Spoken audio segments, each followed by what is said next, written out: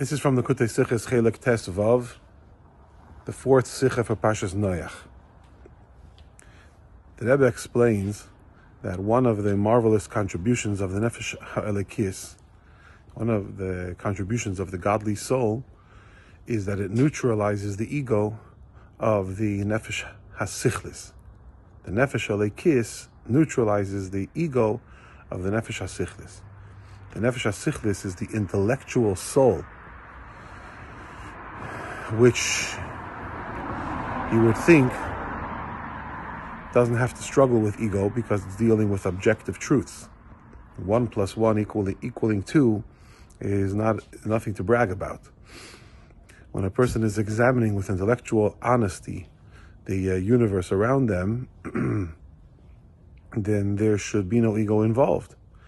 But because the universe, because Olam Hazeh is a chumristic place, is a very materialistic place, then even the objective truths of it are saturated with ego and self-centeredness.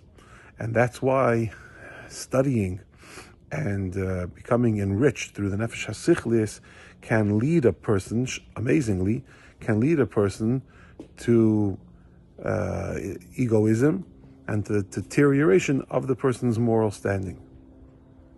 And the Nefesh HaElokis comes on the scene and neutralizes this egotistic nature of the Nefesh HaSichlis, or the egotistical tendencies of the Nefesh HaSichlis, seeing as it has to do with matters of this world which are self-centered. The Nefesh HaElokis, with its godliness, helps the Nefesh HaSichlis to become much more refined and much more receptive and sensitive to getachkeit, to godliness, and prevents it from contributing to a person's self-centeredness. What is a person to do? What is a person to do who doesn't have a Nefesh HaElokis? How can he or she prevent their study of worldly knowledge from dragging them down? This is why the Rambam says that a Yid who has a Nefesh HaElokis is obligated to teach the Sheva Mitzvot B'nai Noach to all of the world's population, and he emphasizes that it needs to be taught as mitzvahs that were given by the Eibishter to Moshe Rabbeinu on Har Sinai.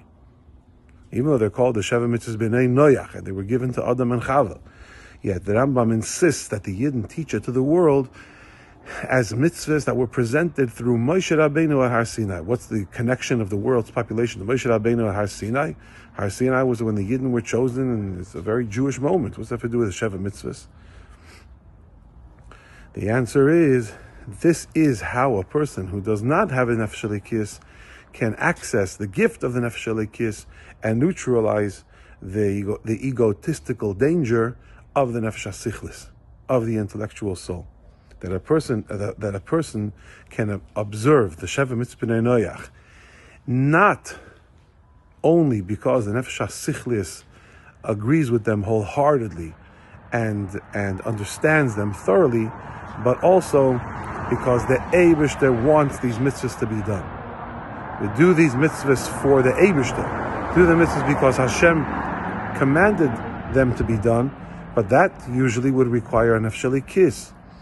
If a Yid who has a Nefesh HaElokis teaches this mitzvah to the world and teaches it as something which was given by the Eibishter at Har Sinai through Moshe Rabbeinu, in other words, in the Jewish way, then we're able to share this gift of the Nefesh HaElokis and its neutralizing the dangers of the Nefesh HaSichlis. We're able to share that with the rest of the world and give the world a chance, and give humanity a chance to discover godliness with the Nefesh HaElokis, and to discover Elikus, to discover godliness in the mitzvahs, in the Sheva Mitzvot B'nai Noach, so that they don't only become rules of society, or they don't simply become intellectual pursuits or ethical standards, but rather they remain what they are in their essence, which is godly connections.